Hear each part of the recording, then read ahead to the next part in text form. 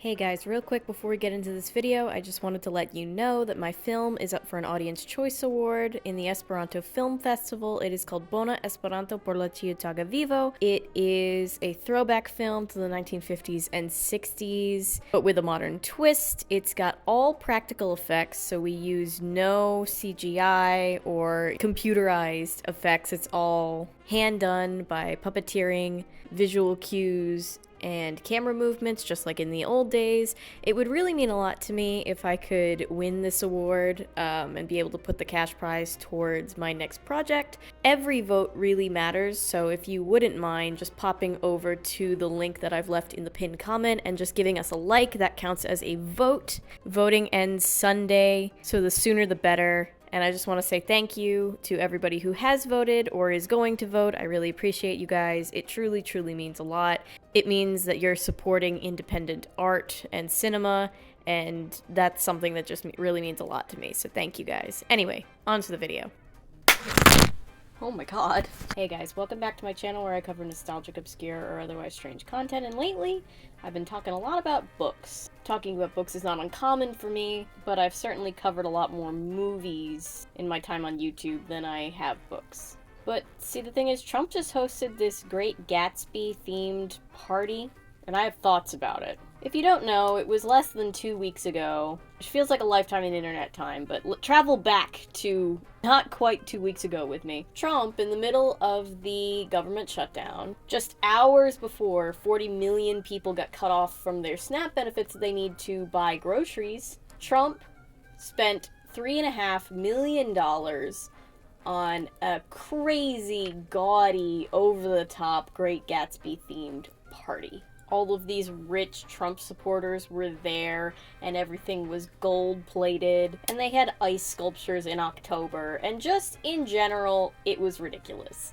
Not only because it showcased the immense wealth inequality in this country, but also it showcased that Trump has never read The Great Gatsby. I hadn't read or even thought about The Great Gatsby in a little while. It had probably been high school the last time I actually read it, but I decided to reread it after all of this went down, and now I just want to talk about it for a little while. Because the thing is, The Great Gatsby turned 100 years old this year. It was published originally in April of 1925, so a century has gone by since that book was written, and it is depressingly relevant still. F. Scott Fitzgerald wrote it to kind of showcase the wealth inequality of his day and call out the elite in his era. And in a lot of ways, I kind of have to feel like nothing has really changed. I mean, obviously things have changed since 1925, but not enough things have changed. And around the time that I realized I wanted to talk about all of this, because I now had thoughts fresh in my mind having just read it, I also realized that a lot of people that I went to talk to about it in my everyday life had also never read The Great Gatsby. So I thought maybe this would just be interesting to people who have read the book and want a discussion forum for it, but also just to people who haven't read it, but maybe you want to pretend like you have the next time it comes up in conversation. You should read the book. Like, I always advocate for actually reading the book, but there will be spoilers. Just keep that in mind. Also, I was going to review the 2013 Gatsby movie. There's actually been quite a few Great Gatsby movies. They're all kind of underwhelming. But I was going to kind of review the movie while I was talking about the book. But I rewatched the movie after rereading the book, and I realized that I don't have that much to say about the movie in and of itself. Most of what I have to say is just about the novel. The movie's okay. It's not like the worst movie I've ever seen. It's not a very good adaptation of The Great Gatsby. I kind of feel like it's just a really fancy Wikipedia article about the book, in the fact that I feel like it gives me a lot of pretty visuals and quotes the book very heavily, but doesn't actually seem to really have any thoughtful opinions on like what book is about or what it's trying to say. The musical choices were also very, very interesting. Like, instead of just committing to music of the jazz age, which, by the way, did you know that F. Scott Fitzgerald coined the term the jazz age himself? instead of just either using real music from that era or creating music that sounds like it's from that era, they kind of did this weird, like, jazz fusion EDM, which I guess just shows how 2013 it all was, but it just dates the movie in a way that they didn't need to. And it just really takes you out of it every time that you're, like, watching a Gatsby party unfold and then you hear will.i.am. You know, it just takes you out of the period. Maybe another time I will watch I think there are 4 actually accessible films that were made based on The Great Gatsby. Maybe one day I'll watch all of them and, like, compare and contrast them to each other. But they're all just kind of not that memorable. Fun fact, did you know that there is also a lost film adaptation? The first one that was ever made of The Great Gatsby. It's a silent film from 1926. Came out 1 year after the book was released. And it's lost, so I've never seen it, but apparently F. Scott Fitzgerald hated it. And reporting from the Times says that he and his wife Zelda actually walked out of the premiere halfway through because they were just so insulted by how allegedly bad this adaptation was. I'm just gonna basically tell you about the story like I'm gossiping to you about these crazy rich people that I know, because I feel like that's a very fun way to look at The Great Gatsby. And then I'll kind of talk about the parallels that I see in everyday life. Because this book, I mean, if you didn't know any better, The Great Gatsby could be a modern book written about the 1920s, specifically to comment on what's going on in life right now. Like, did anybody read that book from a few years ago, The Diviners? I really liked The Diviners, but that was a modern book written about the 1920s, and clearly commenting on modern life and social issues of modern day through 1920s history. And it feels like The Great Gatsby could be that because of how just tragically relatable a lot of it is to today's world. But okay, The Great Gatsby starts with our narrator, Nick Carraway, who has moved from Chicago to New York City to become a Wall Street man. He wants to sell bonds and, like, make his living. I have my copy of the book right here. Shout out. This was sent to me in the mail by a subscriber, so thank you for that, by the way. I didn't own the book until then. This is the first line of the book. It says, "In my younger and more vulnerable years, my father gave me some advice that I've been turning over in my mind ever since. Whenever you feel like criticizing anyone, he told me, just remember that all the people in this world haven't had the advantages that you've had." That is such a fascinating line in the book, like, to start the book with, for 2 reasons. Because one, it's immediately talking about this classist wealth disparity, but it's also priming you for the fact that Nick is about to meet some very morally ambiguous people, and he's not gonna say shit about it. I mean, he's gonna be really gossipy about them, like, he's gonna talk shit about all of them like your aunt a couple margaritas into the night, but, like, he's not gonna stop hanging out with them. So Nick moves into this house, this tiny little house that he's able to rent for cheap because he's pretty broke, but it kind of shares grounds with, and therefore is neighbors to, this giant house that looks like a hotel. It's so big and extravagant. And in that house, he's told a man named Gatsby lives, but he's never met Gatsby. He goes to visit his cousin Daisy Buchanan, who lives with her husband Tom in this incredibly old money part of town across the bay. And Tom, her husband, is an asshole. Nick is at the house for all of 10 minutes before he realizes Tom is very openly having an affair and just has no shame about it.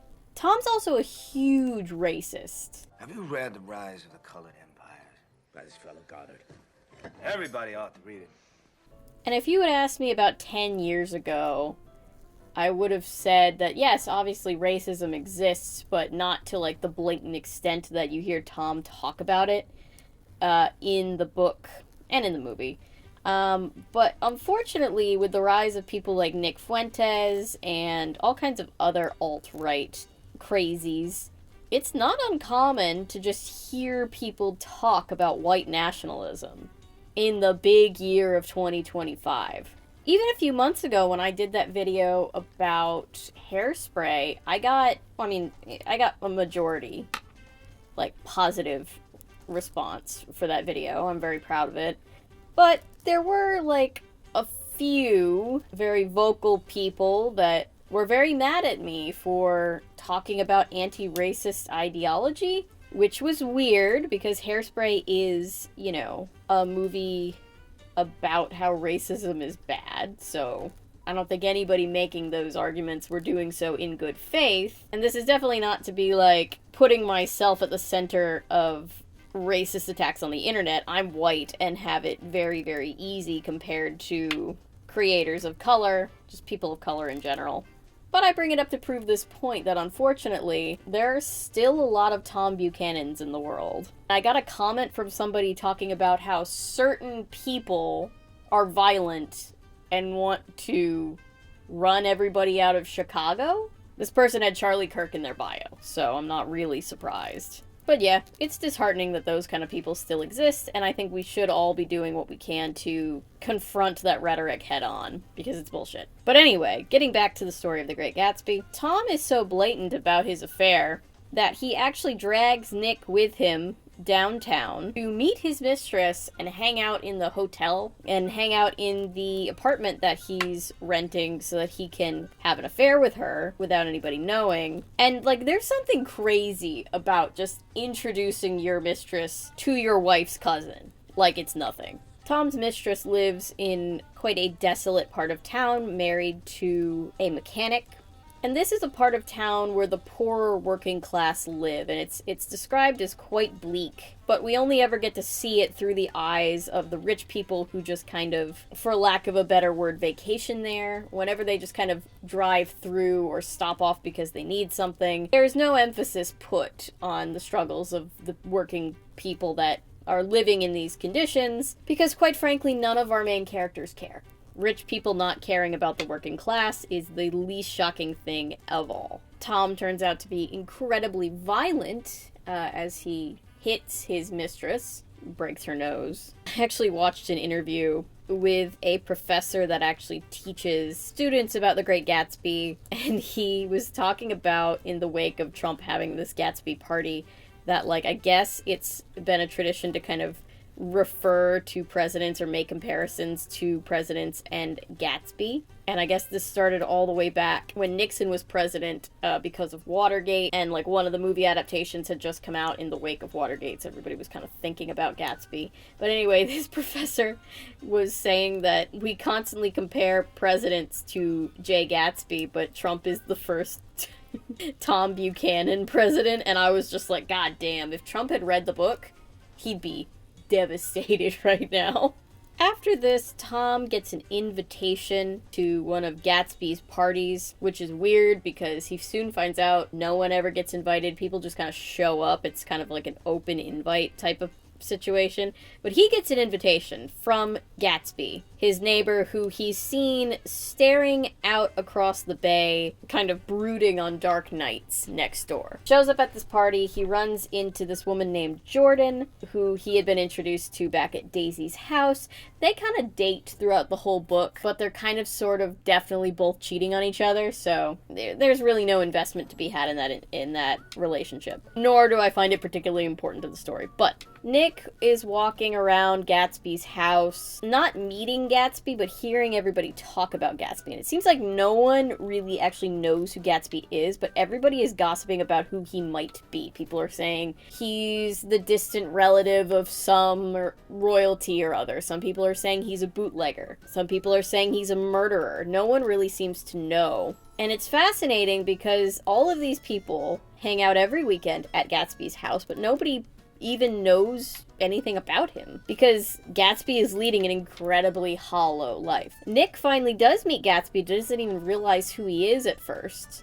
In the movie, when he finally does realize who he is, that's where we get that famous Leo DiCaprio meme of him like cheersing towards the camera while fireworks go off behind him. It's very silly. Also, in the book and in the 2013 movie, you cannot convince me that Nick Calloway is not completely in love with Gatsby. Because first of all, look at how Tobey Maguire looks at Leo DiCaprio in this scene. That is not the way one man platonically looks at another man. Second of all, the way that Nick describes Gatsby in the book is super romantic, if read under any other circumstance. He smiled understandingly.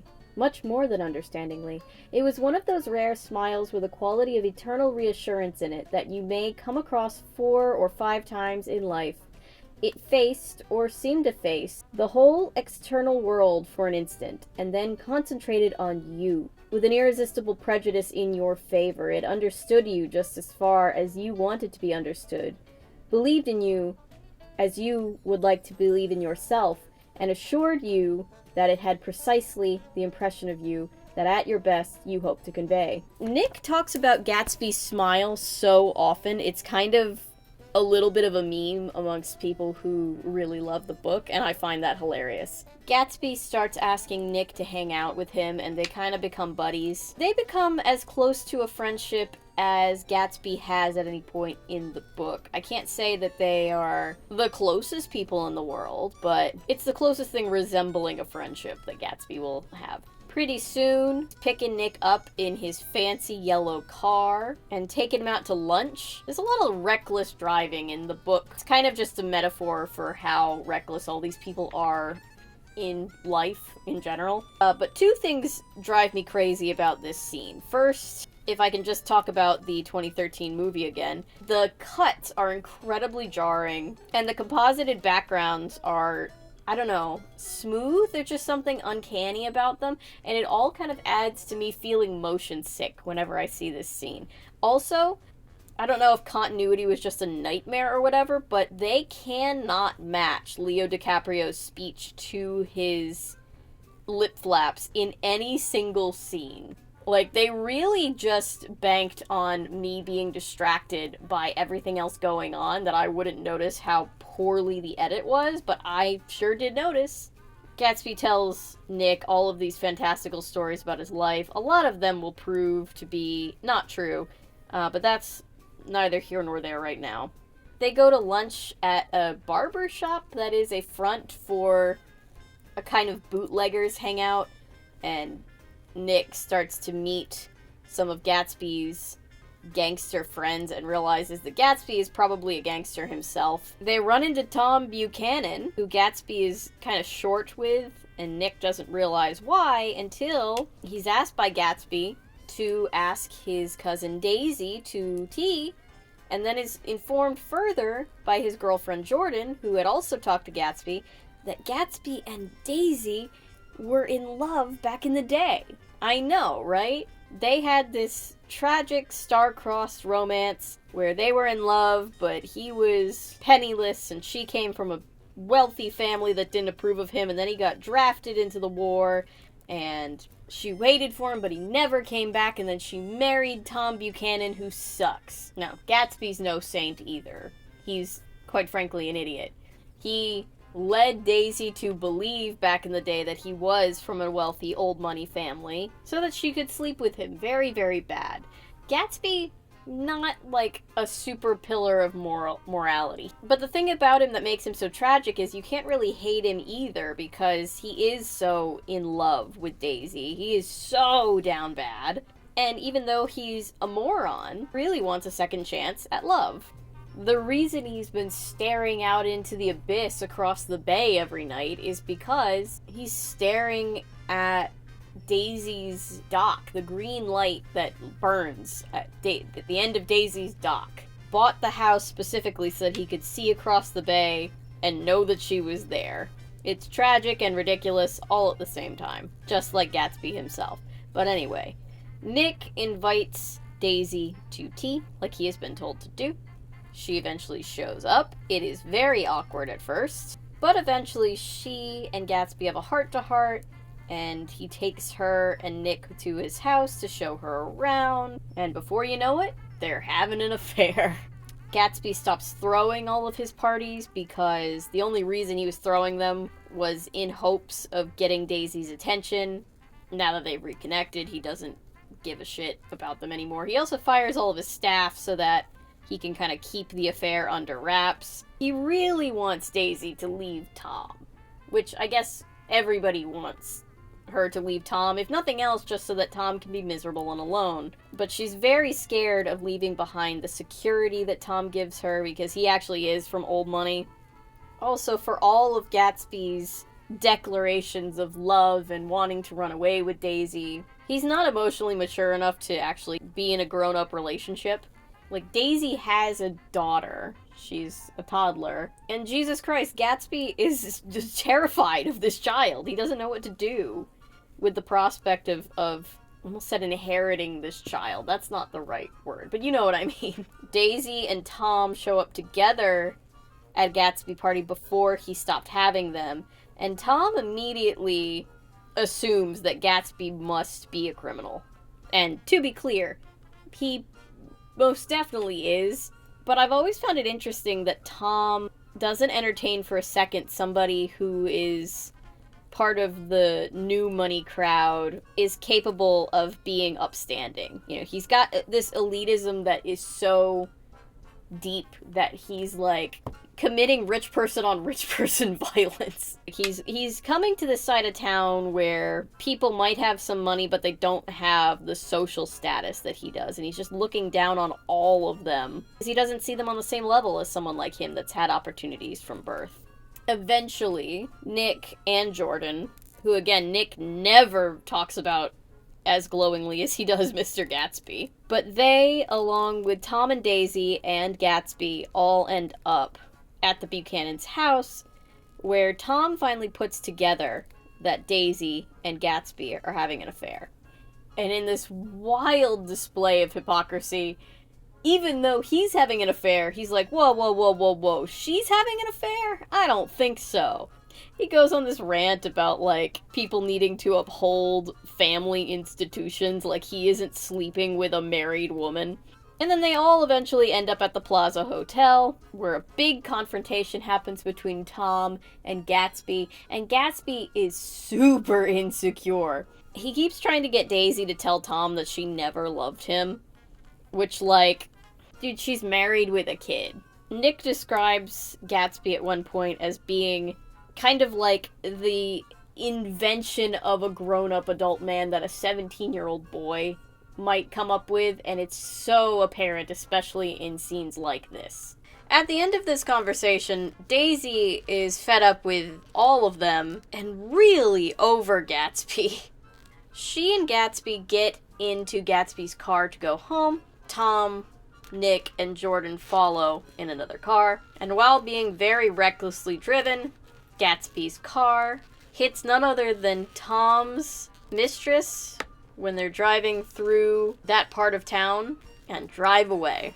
The plot twist comes when Nick gets back to the Buchanan house, where he finds Gatsby skulking around outside, and he realizes that it was actually Daisy who was driving the car. Now, side note, the movie frames this as a terrible accident. In the book, we don't get to hear from Daisy at all after finding out that she was responsible for this hit and run. I always secretly wondered if she hit her on purpose, though. Like, I think what I'm supposed to believe is that Myrtle, the mistress, ran out into the street, and it was a split second, and Daisy just couldn't stop the car, and it was an accident. That might be true, but I always found it very, convenient that right after her cheating husband destroys her relationship with her old boyfriend, she just so happens to hit and kill his mistress. Like, maybe Daisy knew all the time, and this was just, like, her way of getting revenge. Anyway, that's just, I don't know. It's just a weird little fan conspiracy I've always had. Nick goes back home and consoles Gatsby, who still believes that Daisy will come around. Spoiler alert, she never does. Nick finally leaves in the morning to go to work, and while Gatsby is left alone, Myrtle's husband, driven crazy with grief, shows up to Gatsby's house and shoots him in his own pool, where he dies. The husband then kills himself. And he was able to find Gatsby because Tom Buchanan was the first target, but he sold out Gatsby and sent a crazy man with a gun to his house knowingly. Tom then spends, like, a whole chapter and a half trying to get people to come to Gatsby's funeral. Even though everybody was very quick to come to his house for all of the parties and free food and liquor, no one wants to come to his house for his funeral because none of them actually were his friends. And it just showcases how sad and empty and hollow this kind of lifestyle is. In the book, Gatsby's father shows up and is very proud of his son, seeing all the wealth that he had accumulated. He doesn't seem to wonder how he got all of this wealth, underscoring the fact that in American culture, we just kind of revere money and don't really care if the people who have it got it ethically, which I think is interesting. We only hear from Tom one more time in the book after the funeral when Nick goes to confront him, and he kind of justifies what he does. He doesn't really take responsibility. He never faces any consequences for his actions. Daisy doesn't face any consequences for running Myrtle over and killing her. And there's a quote at the end of the book, well, towards the end of the book, that I think is really pertinent. "It was all very careless and confused. They were careless people, Tom and Daisy. They smashed up things and creatures and then retreated back into their money or their vast carelessness or whatever it was that kept them together and let other people clean up the mess that they had made." If that does not feel like it's pertinent to today, especially after, with all the nonsense that billionaires cause, and even with the way that this government shutdown ended in Democrats capitulating to Republicans, in the way that Trump faces no accountability for the countless horrific things he's done, and on and on and on and on and on. And the book ends with Nick looking out at the bay one last time, where he says, "Gatsby believed in the green light, the orgastic future that year by year recedes before us. It eluded us then, but that's no matter. Tomorrow, we will run faster, stretch our arms farther, and one fine morning, so we beat on, boats against the current, borne back ceaselessly into the past." It's a striking commentary on the fact that Gatsby wanted to be this self-made man, and in the end, it was all for nothing. This kind of cynical take that the American dream doesn't exist. The rich get richer, the poor get poorer, and life goes on like that. I realized midway through reading this book that I was incredibly, incredibly anxious while reading it. And I couldn't place why before I realized that I felt like we are all living a great big Great Gatsby party. In this age where capitalism is late stage, overconsumption is at a high, poverty in America is at a high, it just feels like everything F. Scott Fitzgerald wanted to speak out against is coming to pass over and over again. And I don't mean for that to sound bleak. I very much believe that there is hope for the future. But I just wanted to talk about it because all of this happened because Trump had that goddamn party. Apparently there was a quote above a door at the party that said, "A little party never killed nobody."